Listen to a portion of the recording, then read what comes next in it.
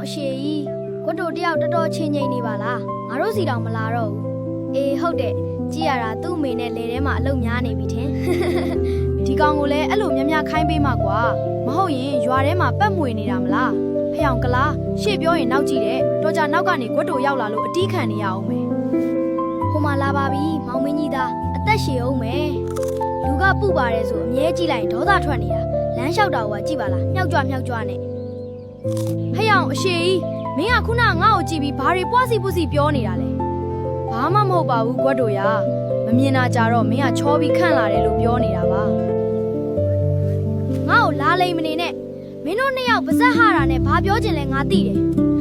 မင်းတို့နှစ်ယောက်တော့အတီးခံရတော့မယ်နော်သတိထားစိတ်လျှော့ပါကွတ်တို့ရာ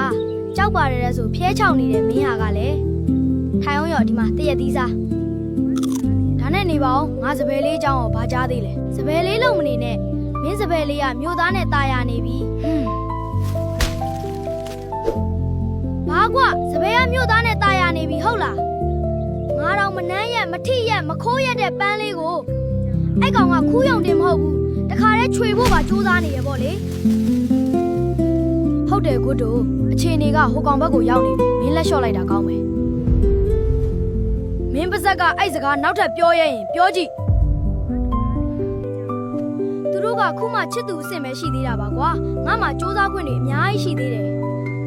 မင်းတို့စောင့်ကြည့်နေလိုက်ကွတို့တဲ့တတူပဲရှိတယ်မြို့တကြီးဘာတွေအလုပ်ယူနေတာလဲဗျမနှက်ဖန်ရွာပေါင်းစုံအငယ်တန်းလက်ဝှေ့ပွဲအတွက်ပြင်ဆင်နေရတာကိုတင်ဖေးရေကောင်းတယ်ဗျာခုလိုပြိုင်ပွဲလေးတွေလုပ်ပြီးတော့လူငယ်မျိုးဆက်သစ်လေးတွေပို့ပြီးပေါ်ထွက်လာတာပေါ့